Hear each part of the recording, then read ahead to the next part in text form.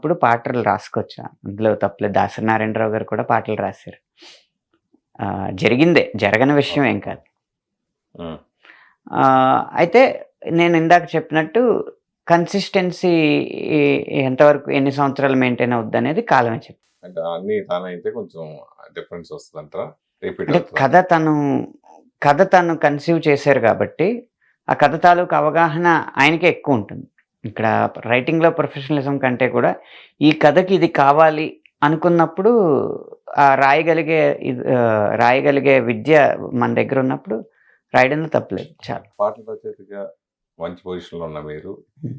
Cinema ఇండస్ట్రీలోనే అది కాకుండా ఇంకేం చేయాలంటే? అంటే సరదాగా చేస్తాను తప్పితే ఎవరు సరదాగా యాక్టింగ్ చేస్తావా అంటే అది ఏదో మొత్తం అవార్డ్ విన్నింగ్ పెర్ఫార్మన్స్ అంత దాన్ని మొయ్యలేను గానీ, సరదాగా అడిగినప్పుడు సరదాగా చేయడమే గానీ, ఏది కంటిన్యూ చేయను. అది మీ మనసులో కోరిక లేదా ముందు నుంచి నటుడు కావాలని? లేదండి. పాటల రచయితగా తప్ప ఏది అవ్వాలని నాకు ఏ కోరిక లేదు. ఓహ్! ఈ పట్టుకొమ్మని అలా పట్టుకునే ఉంటాను. ఎన్నాళ్ళైనా సరే. ఎన్నాళ్ళైనా సరే. శాస్త్రి గారు లేని లోటు ఇండస్ట్రీలో కనిపిస్తుందా? ఇప్పుడు దాన్ని ఎవరు భర్తీ ఇది చేస్తారు? ఇది ఒక పరంపరండి. హ్మ్. ప్రతి ఒక్కరు కూడా ఒక తరంలో ఒక గొప్ప వ్యక్తి వెళ్ళిపోయినప్పుడు లోటు అని అనుకుంటానే ఉంటారు.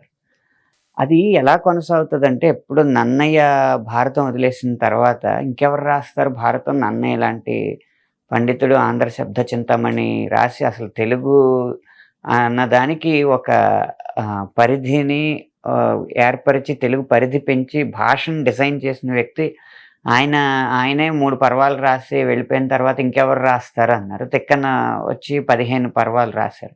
కానీ తిక్కన పద్యం నన్నయ్య పద్యంలాగా ఉండకపోవచ్చు. ఆ శైలి వేరు. తిక్కన గారి శైలి తిక్కన గారి శైలి. అలా ఎంతైనా ఆ మూడో పర్వంలో సగంలో ఆపేశారు నన్నయ్య గారు. అందుకని ఆ సగంలో సగం నుంచి రాస్తే మళ్ళీ మరణ భయం ఉంటదని తిక్కన గారు రాయలేదేమో! మరి ఆ మిగిలిపోయిన ఆ కొంచెం ఎవరు రాస్తారు అంటే ఎర్రనొచ్చి రాసారు. ఆయనేమి అది రాసిన తర్వాత ఏం పరంపదించేయలేదు. ఇలా చూసుకుంటూ ఉంటే ఆ స్థాయి, ఆ స్టాండర్డ్స్ అనుకుంటా ఉంటాం గానీ, ఆ కాలానికి అనుగుణంగా ఎవరో ఒకళ్ళు వచ్చి పుడతారండి. అందులో ఏ సందేహం లేదు. అలా పరంపరగా కొనసాగుతూనే ఉంటుంది. మనకు కూడా ఆత్రేయ గారు పోయినప్పుడు అలాగే అనుకునుంటారు. కానీ తర్వాత మంచి పాటలొచ్చినియి. వేటూరి గారు పరంపదించినప్పుడు అనుకున్నారు. కానీ తర్వాత మంచి పాటలొచ్చినియి. అవును. అలాగే సీతారామ శాస్త్రి గారు గొప్ప సాహిత్యాన్ని అందజేశారు. ఆ సాహిత్యాన్ని మనం సెలబ్రేట్ చేసుకుంటూనే మంచి సాహిత్యం రావడానికి ఏం చేయాలనే విషయంతో భవిష్యత్తును దృష్టిలో పెట్టుకొని ఆలోచించాలి గానీ, గతంలో ఉంటే ఏమవుద్దంటే, అదే శైలికి అలవాటు పడిపోయి ఏ సాహిత్యం వచ్చినా మనం యాక్సెప్ట్ చేయలేని పరిస్థితికెళ్ళిపోతాం. మొన్నెవరో అడిగితే చెప్పాను. ఇంక సీతారామ శాస్త్రి గారి లాంటి పాటలు రావడం అసాధ్యం అండి. ఏం చేయాలంటారు? 2 మార్గాలున్నాయండి. మీకంతగా అలాంటి సాహిత్యమే రావాలి అంటే 2 మార్గాలున్నాయి. ఒకటి ఆయనైనా మన దగ్గరికి రావాలి. మనమైనా ఆయన దగ్గరికెళ్ళాలి. అంటే ఇంకొక పరిష్కారం లేదు దానికి. లేదు. ఆయన శిష్యరేఖం గాని లేకపోతే ఆయన పోలికలతో ఇప్పుడు శాస్త్రి గారి లాగా రామజోగ శాస్త్రి రాస్తాడు, లేదా ఆనంద్ శ్రీరామ్ రాస్తాడు, లేదా చంద్రబోస్ రాస్తాడు. ఇట్లా కొన్ని ఉంటుంది కదా. అలా సీతారామ శాస్త్రి గారిలాగా సీతారామ శాస్త్రి గారే రాస్తారు. రామజోగ శాస్త్రి గారిలాగా రామజోగ శాస్త్రి గారే రాస్తారు. చంద్రబోస్ గారిలా చంద్రబోస్ గారే రాస్తారు. అనంత్ శ్రీరామ్‌లా అనంత్ శ్రీరామే రాస్తారు. ఎందుకంటే ఇప్పుడు శాస్త్రి గారిలా రాయడం అంటే ఏంటి? శాస్త్రి గారు తన జీవితంలో అనుభవించిన జ్ఞాపకాలన్నిటి తాలూకు సమాహారం నుంచొచ్చిన భావావేశంతో ఆయనకున్న నేపథ్యం నుంచి వచ్చిన సన్నివేశాన్ని చూసి ఆయన దృక్కోణంలో చూసి రాస్తారు. అందరూ సివి యోగి గారికి పుట్టినవారు అయ్యుండరు కదా!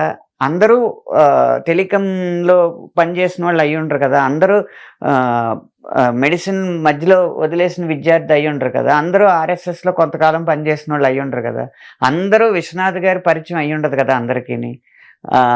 అందరికీ రామ్ గోపాల్ వర్మ లాంటి పరిచయం అయ్యుండదు కదా! ఇలా రకరకాల ఆ కాంబినేషన్ అంతా కలిపి ఆ శైలి అలా వస్తూ ఉంటది. కాబట్టి వీళ్ళ జీవిత నేపథ్యంలో ఏది జరిగిందో దాని ద్వారా వీళ్ళకి ఏ పదజాలం వీళ్ళు పోగు చేసుకున్నారో అదే వస్తది. శాస్త్రి గారు లాంటి పాటలు రాయాలనడం, శాస్త్రి గారిలా రాయాలనడం మాత్రం ఒక రకంగా క్రైమ్ అండి అది. క్రైమా? ఎవరి శైలిలో వాళ్ళే రాస్తారు. రాంగోపాలవరం పాట రాశారు మీరు? రాంగోపాలవరం సినిమా పాటలు రాలేదండి ఏ ఇంకా అంత అదృష్టం రాలేదు. వస్తే రాస్తారా? అంటే నాకెవరో చెప్పారు రామ్ గోపాల్ వర్మ గొప్ప దర్శకుడే గాని గొప్ప నిర్మాత కాదు అని. అవునా? నాకు ఆ 2 పాత్రలు బాగా ఉంటేనే రాస్తాను. అంటే మీరు గొప్ప దర్శకులకి గొప్ప దర్శకులకి గొప్ప నిర్మాతలకి రాస్తారా డబ్బు ఇచ్చేవాడు కాబట్టి?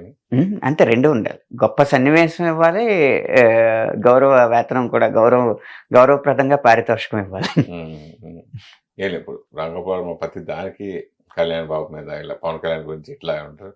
ప్లస్ దానికి మీరు అప్పుడప్పుడు కొంచెం కౌంటర్లు వేస్తా ఉంటూ పంచులు వేస్తా ఉంటూ రామ్ గోపాల్ వర్మ గారికి నేను రాంగోపాల్ మీద వేయలేదు, జనసేన మీద ఎవరు జనసేన మీద కూడా వేయలేదండి.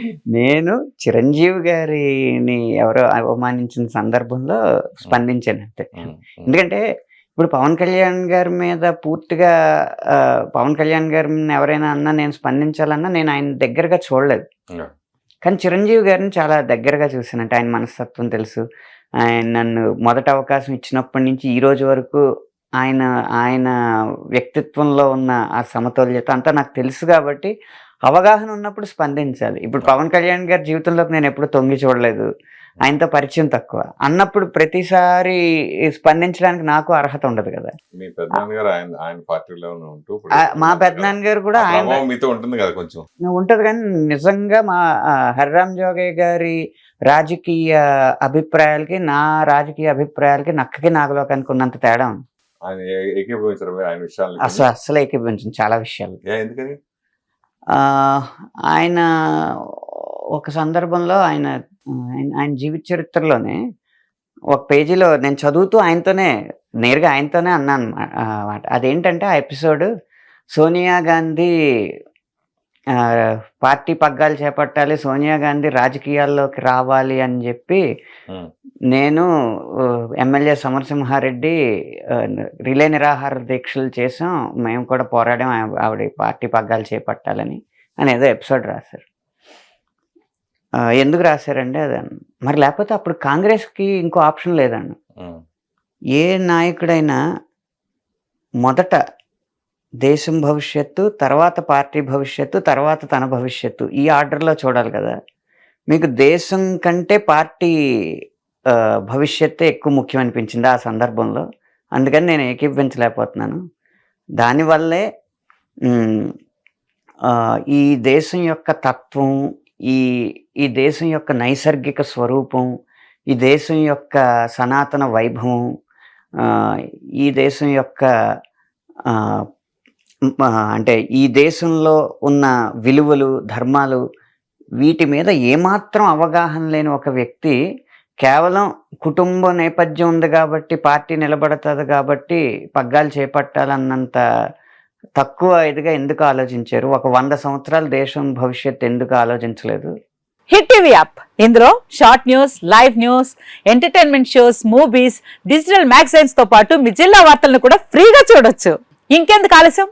వెంటనే హిట్ టీవీ యాప్ ని డౌన్లోడ్ చేసుకుని ఫ్రీగా ఎంటర్టైన్మెంట్ పొందండి. Hit TV app. Hit TV app. Please download hit TV app. Hit TV app ని ఫ్రీగా డౌన్లోడ్ చేసుకుని ఎంజాయ్ చేయండి. మీకు నచ్చిన ఎంటర్టైన్మెంట్ కోసం హిట్ టీవీ యాప్ ని ఫ్రీగా డౌన్లోడ్ చేసుకుని ఎంజాయ్ చేయండి. హిట్ టీవీ యాప్ ని డౌన్లోడ్ చేసుకుని ఆస్వాదించండి, ఆశీర్వదించండి. ఇంతమంది సెలబ్రిటీలు హిట్ టీవీ యాప్ ని డౌన్లోడ్ చేసుకోండి అని చెప్తున్నారంటే ఎంత మంచి యాప్ ఆలోచించండి.